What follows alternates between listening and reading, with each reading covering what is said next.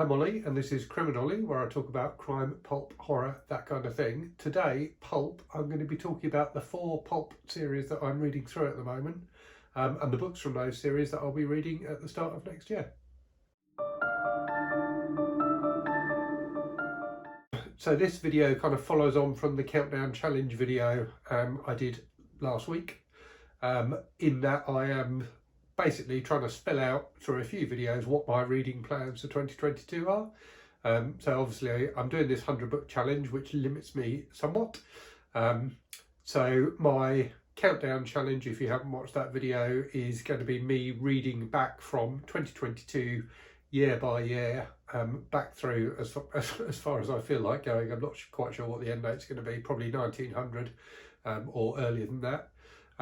So reading at the start books I already own, so starting with a book called The Book of Sand by Theo Clare, which comes out in January of next year. What I'm going to do in today's video is just talk through the pulp series that I'm reading through at the moment, and then in a video which will come later, I'm not sure exactly when, sometime during the next week or so, I'm going to be talking about the books that are on the shelves behind me. So I have fairly limited shelf space here, but lots of boxes up in the attic.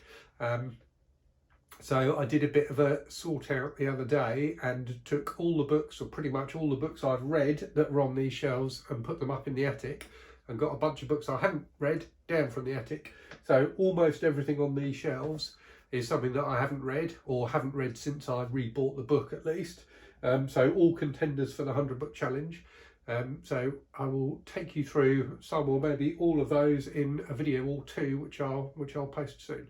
So if you've been watching the channel for any length of time, particularly my monthly TBRs and wrap-up videos, you'll know that there's a few pulp series that I'm reading through.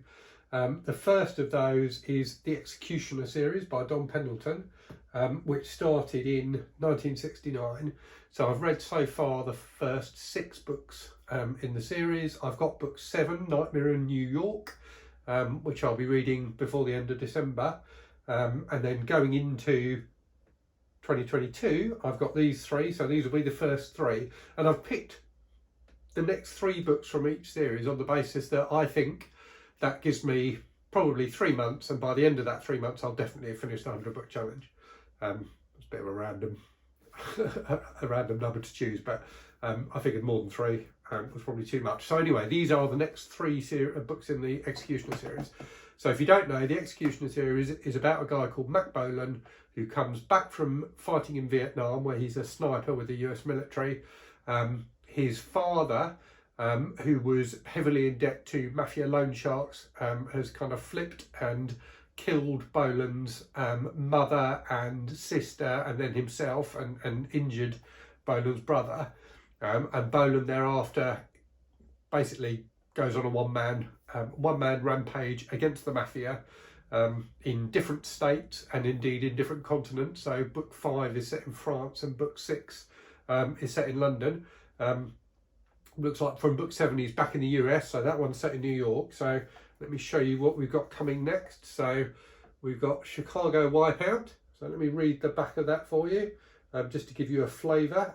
So Mac Bolan, one-time combat king, start that again. Mac Bolan, one-time combat hero of Korea and Vietnam, now a one-man army fighting America's most insidious enemy, discovers a mafia master plan for total domination of American life in the nightmare bloodbath that is New York. It is Cosa di Tuta Cosa, or the Thing of All Things, an operation of impossible dimensions which one man alone could never hope to crush, an operation to be based in the self-professed crime capital of the Western world, Chicago. And so the Executioner involves... I'll put my teeth in. And so the Executioner invades the Cosa Nostra nerve centre for a confrontation he knows will be the bloodiest battle of his life. I think pretty much every book has the bloodiest battle of his life. It just gradually ramps up and up and up. God knows where it's going to end up, given there's 400 books in the series. Anyway, so Chicago Wipeout is book 8. Then obviously after wiping out Chicago, he takes his vendetta to Las Vegas. So we've got book 9, Vegas Vendetta. So you can see these are the corgi editions from the UK. So I think this is when it was first published in the UK. It was published in these editions. In the States, it was published by Pinnacle. And if you've watched my review of the first book, War Against the Mafia, I've got one of the Pinnacle editions of that, which is, I think the covers are much better. But these are pretty cool. They're very kind of cheesy 70s, slightly kind of nice blend of action and sleaze. So yeah, that's Vegas Vendetta. And then after that, he goes to the Caribbean. I'll read you the blurb on the front of this one quickly. So Mac Bolan, the one-man army, tracks the mafia to their sunny island hideaways, and the lush vacation isles were never hotter. So Caribbean kill. So you've got Bolan on the front there, shooting away, and a young lady. In pretty much every book, he falls in love with a different woman who also falls in love with him, and then is promptly forgotten in the next book. A bit like kind of Captain Kirk in Star Trek or something like that. But a standard fare in this type of thing, I suspect. So anyway, those are the 3 Executioner books. So up next is probably the series that is closest to my heart in terms of the fact that when I was a kid growing up, I just remember these books being on the book, on the shelves of bookstores, and really loving them and thinking they look fantastic. And I think I only ever read one of them back then. I can't even remember which one it was, but I think the covers are wonderful, and I really, really appreciate them for the covers. But having read the first 2 books, so the series, as you can see, is The Survivalist by Jerry Ahern. I've read the first 2 books now, and I've thoroughly enjoyed both of those. So the setup is nuclear war between Russia and America, or the Soviet Union and America. The first book, it kind of gradually ramps up to that nuclear confrontation, and thereafter John Rourke, the survivalist, who's a guy who has always known that there's a war coming, because he's that kind of paranoid nut job. But clearly proved right in these books. So he trained as a doctor, but then decided that rather than healing people, he'd like to stop people getting hurt in the first place. So he joined the CIA and learned how to kill people. So I think there's kind of a logic in there somewhere. But anyway, the books, certainly the first few, are about him. So in the first book, he's in Canada and he's trying to get back to the States as the nuclear war kind of erupts. He's trying to get back to the States and then get across the States to where his family are kind of bunkered in this bunker he's built in a cave in the desert somewhere. Or I don't know if it's the desert, but far away from civilization anyway. So yeah, fantastic covers, as you can see there.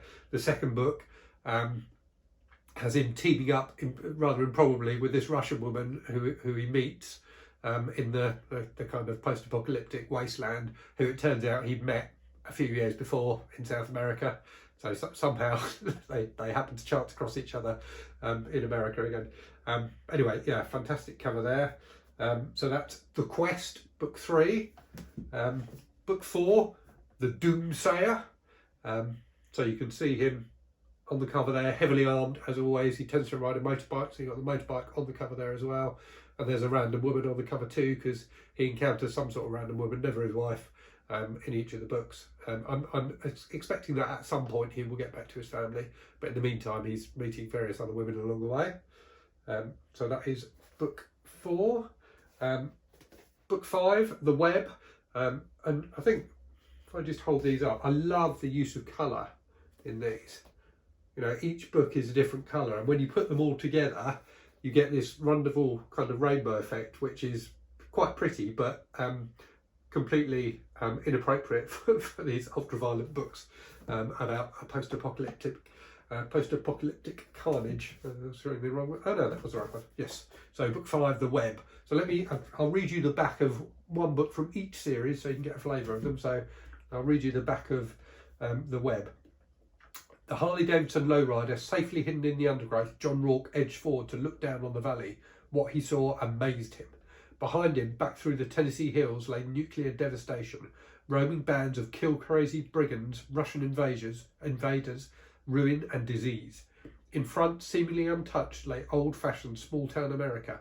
White-painted churches, well-tended homes, neat teenagers, corner stores, the town library, a filling station. Even the factory on the edge of town still hummed with activity. A mirage or for real? And if for real, maybe a trap. Desperate for supplies, Rourke's CIA-trained weapons and survival expert knows that some risks are unavoidable. He had to go down into town. He had to take a chance. So that looks pretty fantastic as well. Yeah, so these books were definitely kind of 80s fare. So the first one, Total War, I think was published in 1981. So, you know, they couldn't be more 80s if you look at what Rourke looks like on the cover with his blonde hair and his aviator shades, and of course lots of guns. Right, moving on then.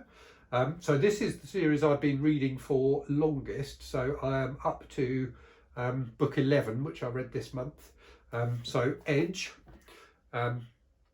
So this is a series of books from, I think the first one was written in 72 or published in 72. So credited to George G. Gilman on the cover, but that's actually a pseudonym for a guy called Terry Harknett, who was a British writer. These are vicious, dark, sleazy westerns, basically. So they feel a lot like the kind of spaghetti westerns. So very violent, very gritty, filled with quite bizarre humour at times, so lots of bad puns and things like that. Most of the chapters end with Edge, who's the hero, killing someone and then making a bad pun about it. But they're enormous fun, and certainly the most recent book, book 11, the end of that was absolutely fantastic. It had a really brilliant twist ending. So they're only short, they're normally about 120 pages, so you can fly through them, but they're thoroughly entertaining and gloriously brutal. So Edge is he fought in the American Civil War, so I'm not sure exactly when they're set, but sometime after the American Civil War. So he fought in the Civil War on the Union side, and the first book has some people he fought alongside who were bastards, basically, coming back to the farm that he owns, where his crippled brother is working, and they kill the brother and try and steal Edge's money. Edge then gets his revenge on them, clearly, in the first book. And then the books thereafter, kind of every other book, is a flashback to the Civil War, and, you know, has Edge's backstory, if you like, and shows you how he turned out, you know, he turned into such a hard man, basically. But yeah, he's absolutely remorseless, and very entertaining to read as a result. So this one, Biggest Bounty. So let me read you, I'll read you the back of this one. A small town in Wyoming and a prize fight where the winner is not the right man. Edge, as far from the little homestead he set up as possible, but with Beth, that's his wife, who sadly died in the last book. Beth still on his mind, smells something tricky. Josiah Hedges and his men have a part to play, penetrating behind Confederacy lines. Their mission, to assassinate Jefferson Davis. Edge follows a hot trail in search of a new bounty, but it seems it is not his to have. So this is definitely one of the ones with the backstory in. So what they do is they flip between kind of current events and the Civil War. So yeah, this is the next one, which I'll be reading in January. So book 12, Biggest Bounty. We've then got, and this edition, despite being, let's see when it was published. So this was published in 1975, and look at it, it's just in absolutely mint condition. It's wonderful. I love the fact that you can pick up these, you know, this book is nearly 50 years old. It's, you know, it's like an artifact. It's almost an antique, whereas this one has clearly been very well loved and is completely knackered. The other thing that's interesting, I was talking to my son about this the other day, right? So this book was published in 1974, yeah, and it cost 30p in the UK. This book, as I've just said, was published in 1975, and it cost 75p in the UK. So it's easy for us to forget in these days of very low inflation, albeit inflation does seem to be spiking again in the UK, at least at the moment, that in the 70s and 80s, inflation was, you know, crazily high at times.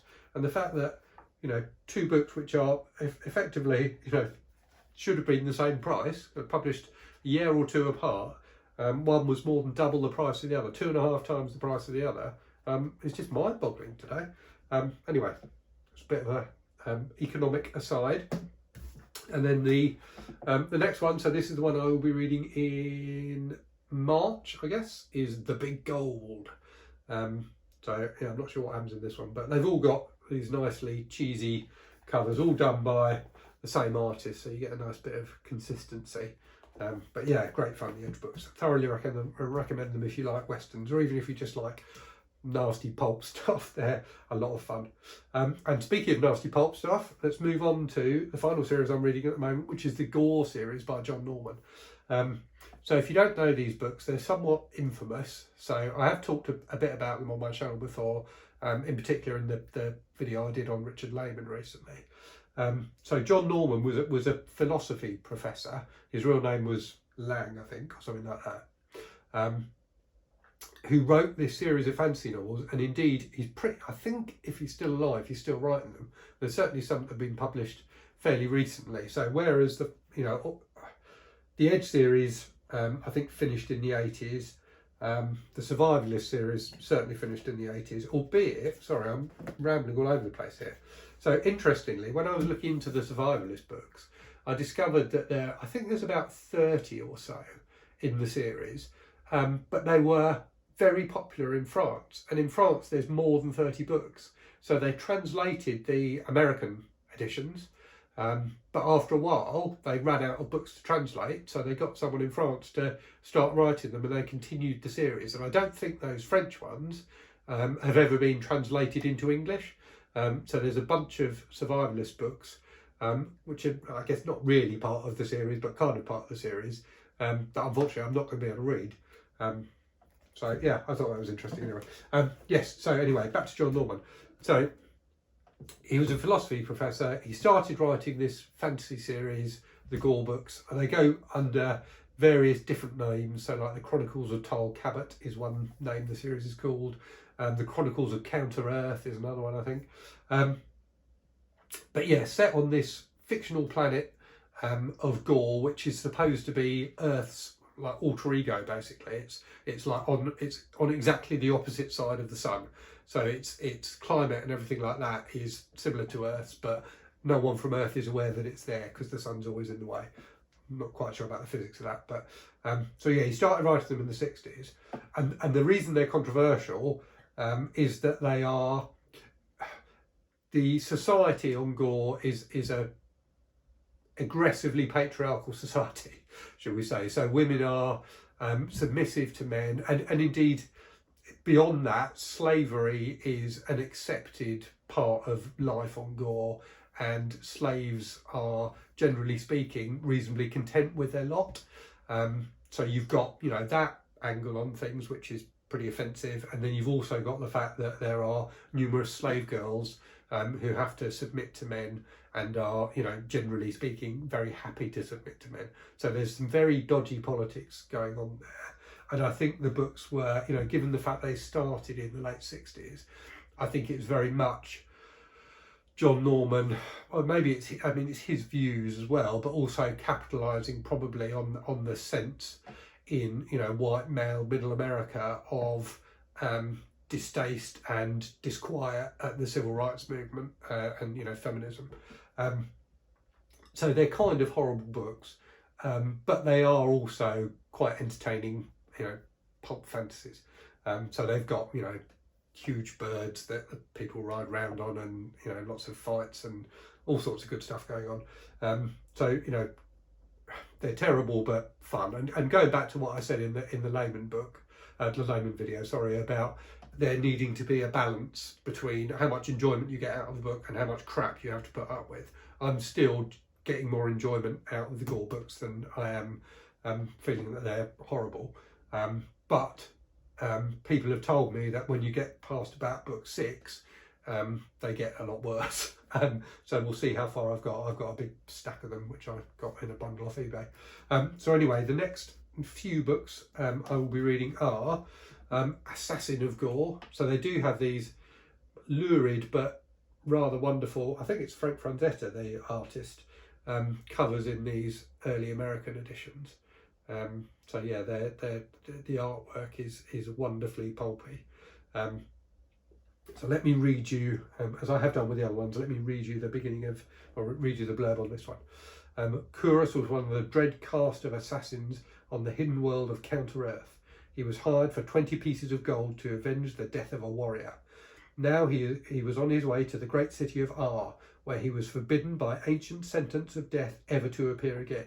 He knew nothing of his intended victim, save that the man had taken part in the savage Tarn races at the arena of Ar, and all he knew of the man he was to avenge was a name.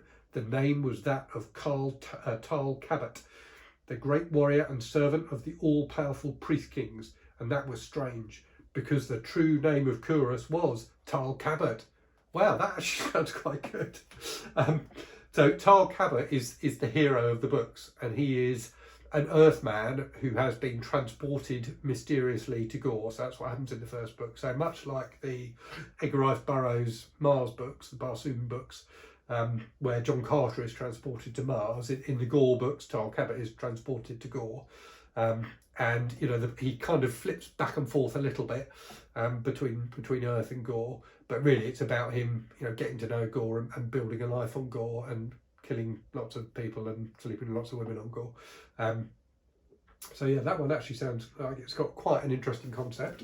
The next one then is Raiders of Gore. So another wonderfully lurid cover, and I have to say, you don't get cover fonts like this anymore. I mean, look at that font work for the cover is just absolutely fantastic. You can't fault it. I do love the font work that you get on our books. I've got next to me a stack of Guy and Smith books for another review I'm going to be doing, and like, look at the font on that. Isn't that just brilliant? Why do publishers nowadays have such crappy fonts on their covers? There's no creativity in font work anymore. Crab's Moon as well. I thought my copy of Night of the Crabs was down here, but apparently not. I don't know what I've done with that. Anyway, that's enough about fonts. So speaking of fantastic font work, this one's got crap font work. So this is the Tandem edition of the 7th book, Captive of Gore. So I have to say, these are Ballantine. These ones, I think, the Ballantine ones are wonderful. The Signet one, I keep on saying Signet. The Tandem ones are terrible. I don't know if this will ring a chord with people, but these cover, everything about this cover, the design, the artwork, reminds me of like the cover of a D&D module from the 80s. Just real crappy, low rent fantasy cheese. So yeah, I'm not such a fan of those covers, but looking forward to reading the book anyway. Although, as this is book, what did I say this was? As this is book 7, this is the book supposedly where they take a big downturn. So yeah, we'll see how I get on with those. So yeah, that was a bit of a tour through some horrible pulp crap, which I'm going to be reading soon. So yeah, if you're a fan of any of those series, do let me know. Interested to chat with you about them. And yeah, I'll be doing another video soon. So I'm going to put this video up on Saturday today. Tomorrow I'll be doing my weekly wrap-up video. So I'm currently about 3/4 of the way through Fellowship of the Ring. So I'm hoping to finish that so I can include it in my wrap-up video. And then I will be posting next week probably a couple of review videos and my bookshelf tour to show you other things I might be reading in 2022. So as always, thanks very much for your time. I hope you are keeping safe and well, and I'll speak to you again soon. Cheerio.